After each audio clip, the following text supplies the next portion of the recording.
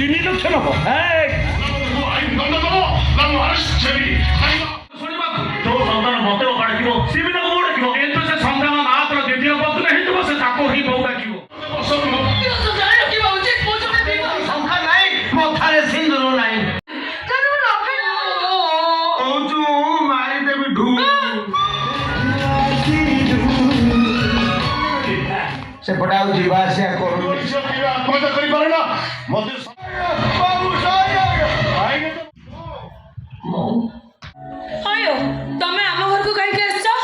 विधवा ननद को करी सधवा शुभ मंगल शुभ विवाह देखिए समस्ते अब्बा कब्बा हालो मो शुभाकांक्षी मते जा मरण नहेला प्रीति तो विरक्त हो ना तांग संगे मो कथा होची तू भीतर को जा। हां मास्टर बाबू पूरा जीवा को बाहर लेनी जा तांग बैग पत्र से जाड दे एठू केही कर जाई परिबनी मो काम फायदा लावा पर्यंत तमर पुणी की काम। अच्छा तुम नाटा कौन मो ना शांति काई कौन है लकी नहीं किसी नहीं तुम नाटा जम शांति ठीक सेमती मो काम को शांति रे समबर कर दियो तांगले सब तुम हानी भुजा ले मो किमा बर देवी किमा साराने लतबी होने ओडचे हंसा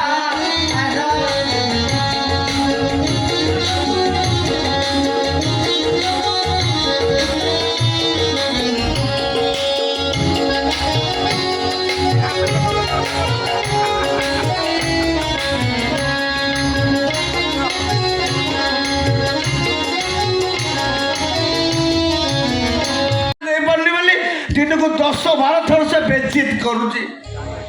आज्ञा मु इच्छा करे गोटे मद दुकान मालिक हे से मद दुकान बड़ ग्राहक मुझे भी ठीक अच्छे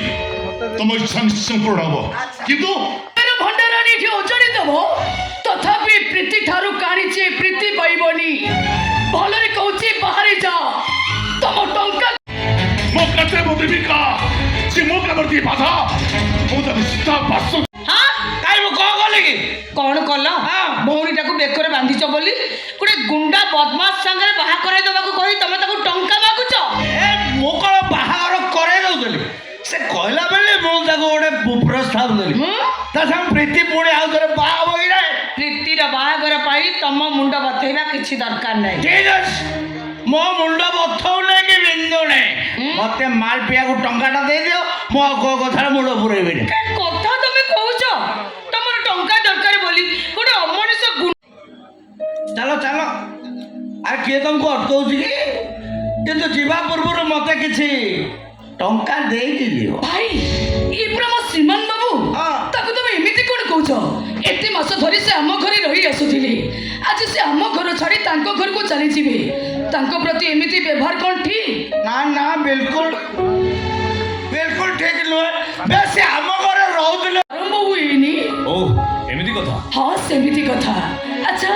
मु कोन तमर मने रहिबी की अजब कथा दे तमे कह अरे मु तुमको बोली जीवी केमती हां जदि भी मने रहे ताले किछि दिन किछि मास वर्ष पर वर्ष गड़ी चलिली स्मृति नथिबा मनुष्य को किए कोन मने रखे ना मु तमर मने रहिबी जस्ट अ मिनट हेलो धरी नवा कथारी कोन सत्यता थाए श्रीमान बाबू होय तो धरी नवा कथा को नहीं किछि दिन स्वप्न देखी हुए किंतु यह वास्तव में केबे भी संभव नुहे मो पक्षे सब संभव किंतु तमे तो विवाहित घरे तमर स्त्री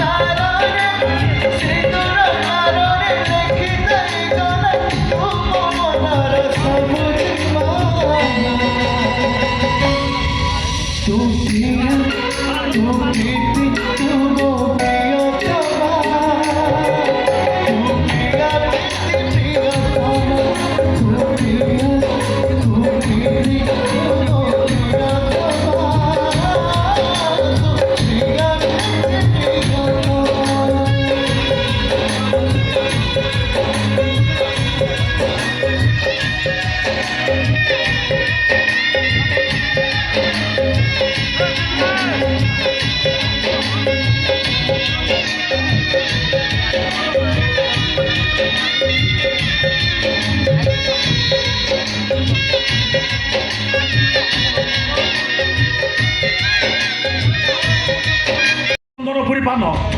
3 ଲକ୍ଷ ନବ ତାକୁ ଆଉ ବୁକ୍ କରିବା ଦରକାର ନାହିଁ, ବନ୍ଦ କରିଦିଅ।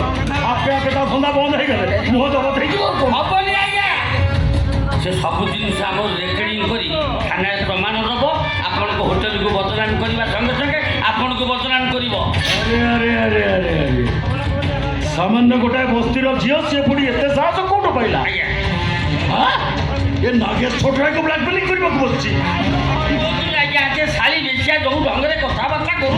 ନା ମୁଁ ଆଇନ ଦଣ୍ଡ ଦେବ ନା ମୁଁ ଆରେଷ୍ଟ ହେବି। କାହିଁକି ମୁଁ କିଲର ଶଙ୍ଖ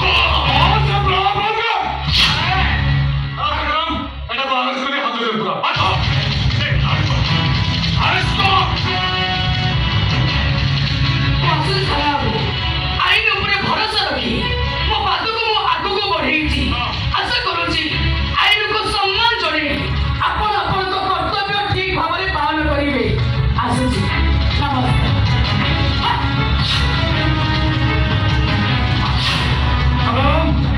ହାତ ଘୁରେଇ ଦିଅ।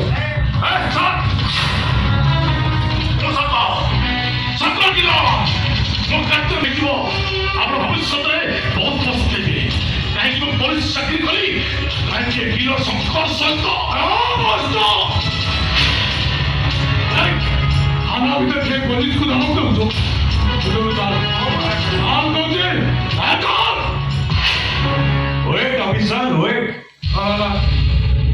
ଆପଣ କିଏ? ମୁଁ ଆଡଭୋକେଟ ଶ୍ରୀକାନ୍ତ ସାମନ୍ତରାୟ। ମଧୁଶାଳର ମାଲିକ ନାଗେଶ ଛୋଟରାୟ। କିନ୍ତୁ ଏ ଶଙ୍କର ସହିତ ଆପଣଙ୍କର ସମ୍ପର୍କ କଣ?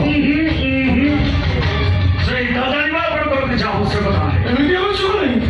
ଆପଣ ଯେତେବେଳେ ଗୋଟେ କ୍ରିମିନାଲକୁ ସାହାଯ୍ୟ କରିବା ପାଇଁ ଏତେ ବାଟ ଆଗେଇ ଆସୁଛନ୍ତି, ଆପଣ ତ କେତେ ଭଦ୍ର ଲୋକ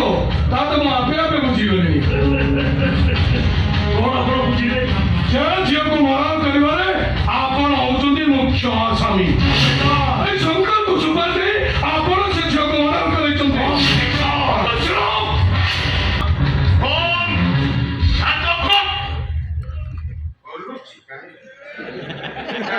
ଭଲ କହିଲା ଗୋଟେ କାହିଁକି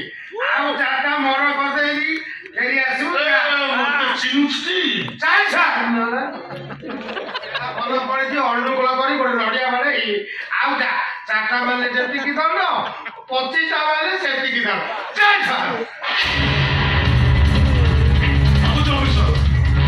ସେମିତି ଖେଳ ଆପଣ ଆରମ୍ଭ କରିଥିଲେ, ଆଉ ୟାପରେ ଯୋଉ ମହାଭାରତ ସୃଷ୍ଟି ହବ ସେଥିପାଇଁ ଦାୟୀ ଦେବେ କେବଳ ଆପଣ। ତାକେ ସବୁ ଗାଡ଼ିରେ ବସି ଆସନ୍ତୁ।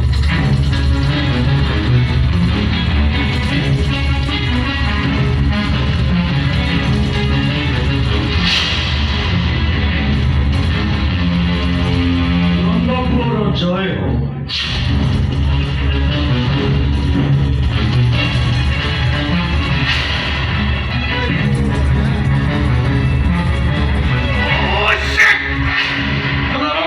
ଡ୍ରାଇଭରକୁ କୁହ ଗାଡ଼ି ବାହାର କରିବ।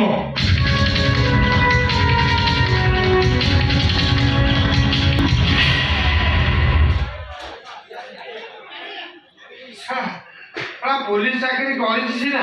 ହେଲେ କାର୍ଯ୍ୟ କରୁଛି ଆଇନର ଖୋଳ ମାପିତ ଗୋଟେ କୁକୁର ପାଖରେ।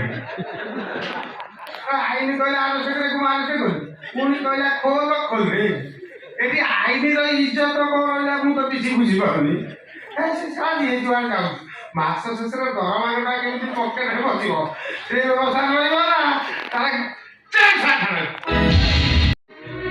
ଆରେ ମୁଁ ତ କେବଳ ସେଇ କଥା କହୁଛି ଆଉ ଏଇ କଥାରେ ମଧ୍ୟ ମୋ ବିବେକର ସମ୍ପୂର୍ଣ୍ଣ ଅନୁମୋଦନ ଅଛି। ବାପାଟାକୁ ଶୁଣିବାକୁ ଦଉଛନ୍ତି ବ୍ୟାକୁଳ ମାଟାକୁ ଶୁଣିବାକୁ ବହୁ ମଧ୍ୟ ସେମିତି ବ୍ୟାକୁଳ ଗର୍ଭଧାରଣ କରିବାର ଶକ୍ତି ନାହିଁ ବୋଲି ବହୁ ହୃଦୟର କଷ୍ଟ ଯନ୍ତ୍ରଣାକୁ ତୁମେ ଅନୁଭବ କରିପାରୁନୁ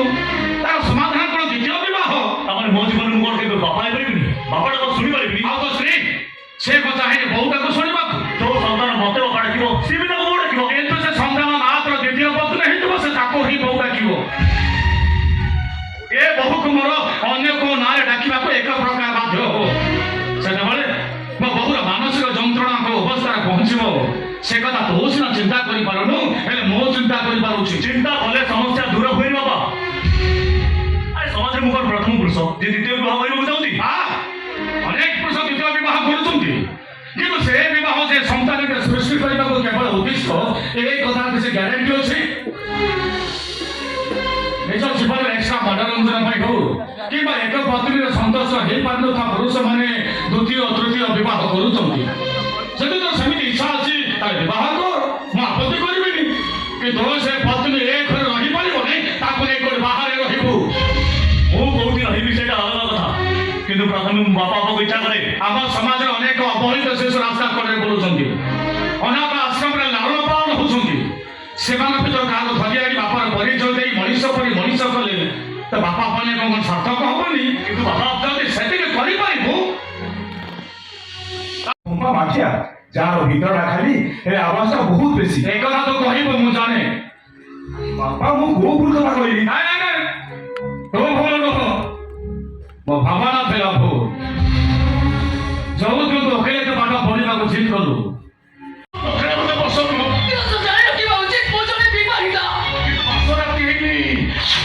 ସୁଖ ପାଇବା ଆଗରୁ ତୁ ବିଧବା ହେଇସାରିଛୁ ସେ ମନ ଭଡ଼ା କାଲି ହାଉ ଖାଉ କଲେ ସେ ବିଶ୍ୱାସ କରିବ ମାତ୍ର ମୁଁ ନୁହେଁ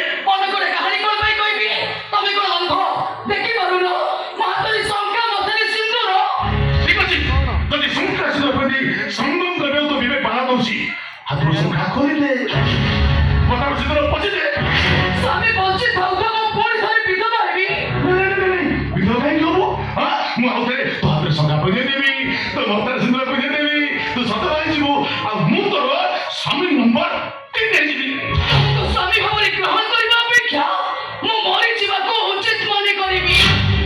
ତୁ ମରିବାର ତ ହାତରେ ତ ଶଙ୍ଖା ନାହିଁ ମଥାରେ ସିନ୍ଦୁର ନାହିଁ ଆମର ଚରିତ୍ରହୀନ ଭଉଣୀକୁ ଶିବାନବାବୁ କଣ ଆଉ ଥରେ ପତ୍ନୀ କରିବେ ନାହିଁ ଭାଇ ନା ମୋ ଇଜ୍ଜତ ହରେଇଛି ଆମେ ଚୋରି ଠାରୁ ବଡ ଅପରାଧ କରୁଛୁ ବଡ ଅପରାଧ କରୁଛୁ ଦଫା କେତେ କେତେ ଲାଗିବ ଜାଣିଛୁ ନା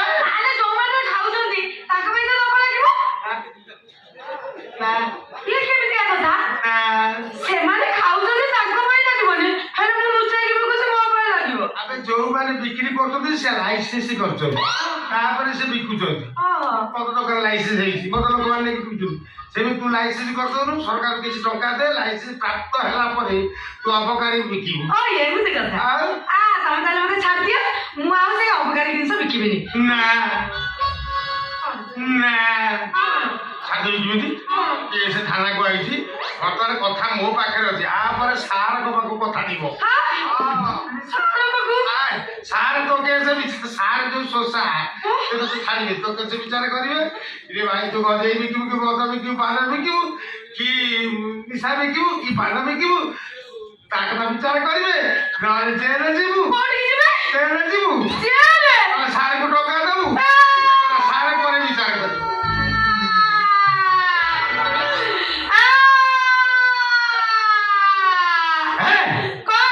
କେତେ ବଡ ଗାଣ୍ଡି କାହିଁ କରୁଛୁ କହୁଛୁ ମାରିଦେବି ଢୁ ଏଠି କଣ ଚାଲିବେ ଆରେ କଣ ଚାଲିବେ ଆଲୋ ତୁ କାନ୍ଦୁଛୁ କାହିଁକି ତୋ ବୁଢା ବାପା ଘରେ ମରିଗଲା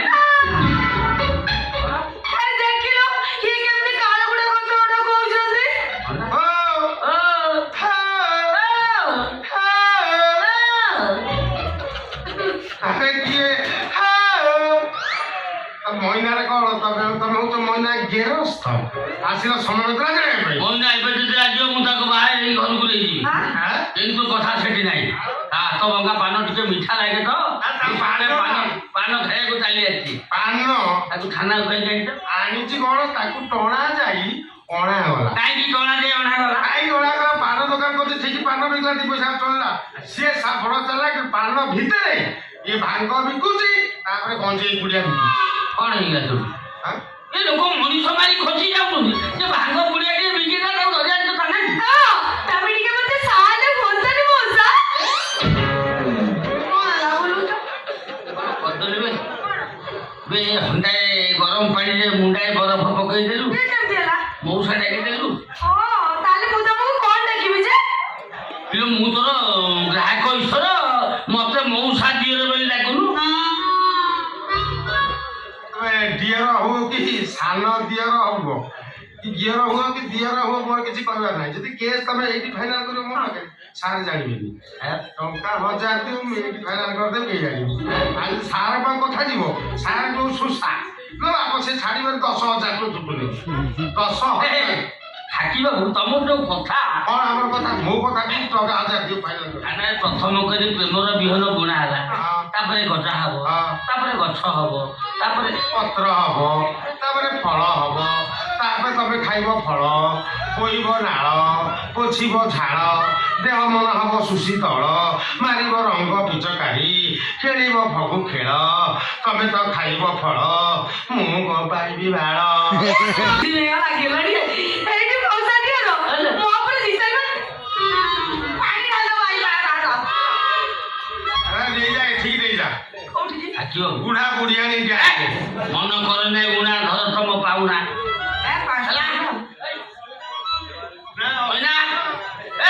ମୁଁ ଯାଉଛି ଭିତରକୁ ତୁ ଯା ଦୋକାନ ମୁଁ ଫେରିଲେ ଖାଇବି ତ ମିଠା ପାନ ହେଲା ଫୁଲର ସିଆରେ ମନ ମୋର ନେଇ ନେଇ ଯା ଯା ଯା ଯା ତୁ ଯା ଯାଉଛି ସେଠି ତୋ କେସ ତୁ ଫାଇନାଲ କରୁଛୁ କଣ ଗ୍ୟାସ୍ ଫାଇନାଲ ପାଇଁ କର ମଉସା ଟିକେ ତମକୁ 5 ଟଙ୍କା ଦେଇକି ଗଲେ କଣ କଣ ମତେ ଡାକ ସେ ସେଥିପାଇଁ ଯାଇନାହାନ୍ତି ସିଏ ଶିବଙ୍କୁ ଦେଖିବା ପାଇଁ ସେ ଗଲେ ମନ୍ଦିର ଭିତରକୁ ଶିବଙ୍କୁ ଦେଖିବେ ସେଥିପାଇଁ ଏ ବାସୁଆଠେ କିଛି ଦେଇ ଦେଇକି ଗଲେ ହଉ କଣ କରିବା ତ ଶୀଘ୍ର କରୁନ ସେଠି ମୋ ଦୋକାନ ଖୋଲା ମେଲା ହେଇ ପଡିଛି ମତେ ଯିବାକୁ ପଡିବ ନା ନା ତୋ କେସ ତୁ ଆଗ ଫାଇନାଲ କର ହଁ ହେଲା ତମକୁ ମୁଁ ଡେଲି ସକାଳ ସନ୍ଧ୍ୟା ସବୁବେଳେ ଦେବି ଘଣ୍ଟାଏ 6ଟା ମିଠା ପାନ କଣ ପାନରେ ମୋର ନାହିଁ ମନ ମନ ପାନ ଦବୁ ପାନରେ ମୁଁ ଶାନ୍ତି ହେଇଯିବି ଦେହରେ ରଖିଛୁ ଭରା ଯୌବନ ସାମାନ୍ୟ ଦବୁ ପାନ ଯୌବନ ଯୌବନ କଣ ଆଳୁ ପିଆଜ ହେଇଛି କି ବ୍ୟାଗରେ ପୁରେଇ ଦେବି ନେଇକି ଚାଲିଯିବ ବ୍ୟାଗରେ ପୁରେଇବା ଦରକାର ନାହିଁ ତୁ ନେଇଯିବୁ ତୋ ଦୋକାନ ଭିତରକୁ ନେଇଯିବୁ କବାଟ ଦବୁ ତାପରେ ସମୟ ଦବୁ ଉଛନ ଦବୁ ତାହେଲେ ତମେ ମୋ ଧର୍ମ କେତେ ସହ କହୁଛ ସତ ସତ୍ୟା ମାଇପି କରିଦଉନ ମୁଁ କଣ ମନା କରୁଛି କି ମୋ ମାଇ ବହ ତ ଯୋଗ୍ୟତା ଅଛି ସରକାରୀ ଚାକିରି ଗଭର୍ଣ୍ଣମେଣ୍ଟ ଏମ୍ପ୍ଲୟି ମୁଁ ନା ସେ ସୁଯୋଗ ତ ନାହିଁ ଆଉ କିଛି ଆଡଭାନ୍ସ ଦେ କଣ ଆଡଭାନ୍ସ କିଛି ଦେ ମୁଁ ତ କେସ ପାଇବି ହଉ ତମେ ମୋ ଧର୍ମ ଗ୍ୟାରେଜ ହବ ମୁଁ ଏମିତି ତମ ଧର୍ମ ମାଇବି ହେଲେ ସପ୍ତାହକୁ ଥରେ ଆଉ 6 ଦିନେ 6ଟା କହିଲେ ଅଛନ୍ତି କି ମୋ ବାହା ନୁହଁ ନା ସପ୍ତାହକୁ ଥରେ ଗାଁକୁ ଯାଏ ସେଇଦିନ ତମେ ମୋ ଧର୍ମ ଗ୍ୟାରେଜ ହବ ଆଉ ମୁଁ ଏମିତି ତମର ଧର୍ମ ମାଇବି କଣ ଆଉ କିଛି କହନା ଏଇ କାକିଆବୁ ମୁଁ ଟିକେ ତମକୁ ଗେଲ କରିବି दे दे प्यार दे दे दे प्यार दे प्यार दे प्यार दे दे प्यार दे दे दे प्यार दे प्यार दे प्यार दे दे प्यार दे ଆଉ ଥରେ ଥାନାକୁ ଆସି ଅର୍ଥ ଯାଚି କାର୍ଯ୍ୟ ଅଚଳ କରିବାକୁ ଚେଷ୍ଟା କର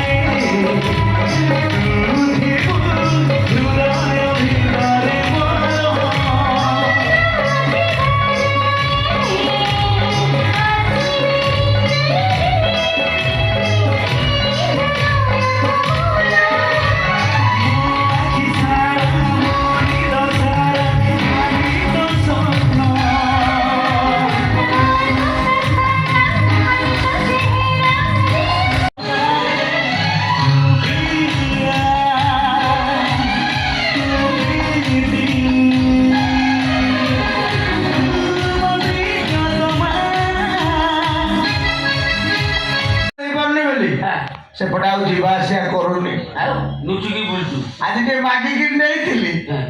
ନିଶା ହଉନି କି ମନ ବୁଝୁନି। ତୋ ମନ ମୁଁ ପ୍ରୀତିମଣି ଝିଅ କେବେ ଆତ୍ମହତ୍ୟା କରିପାରେ ନା? ମତେ ସତ କୁହ, ସେ କୋଉଠିକି ଯାଇଛି? ଜାଣିନି କି କହିପାରିବିନି। ଏ ଘରେ ଆଉ ରହିବିନି ବୋଲି କହିଲି, ମୋ ସହିତ ଝଗଡ଼ା କରି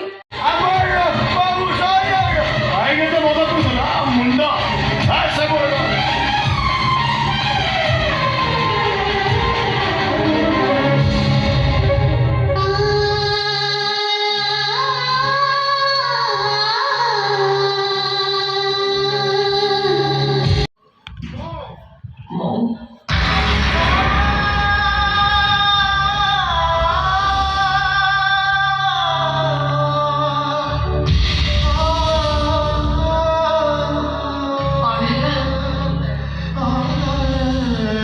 ମୋ ପରି ମାର ପୁଅ ହବାକୁ ଅରୁଚି ଲାଗୁଛି ନା? ପ୍ରୀତି ମୋ ନଣନ୍ଦ,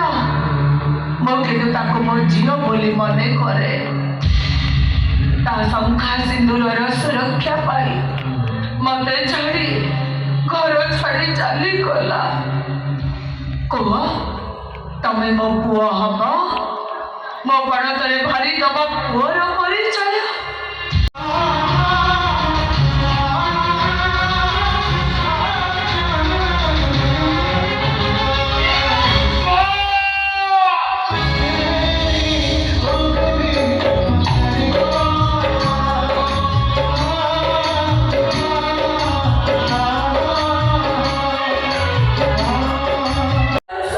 ନା ସେମିତି ମୁଁ କେବେ ବି କରିପାରିବିନି। ଆରେ ସଫା ସିନ୍ଦୁର ଦେଇ ମୁଁ ତମକୁ ଭକ୍ତି କରିଛି ମାନେ ତମେ ମୋର ପ୍ରତି ଅପାଙ୍କୁ ଯେମିତି କରିଦେଉଛି ଅପା ଆସିଲେ ତମେ ତାଙ୍କ ସହିତ ଚିହ୍ନା ଚିହ୍ନି ହବ ଆଉ ତାଙ୍କ ସହିତ କଥା ହବ।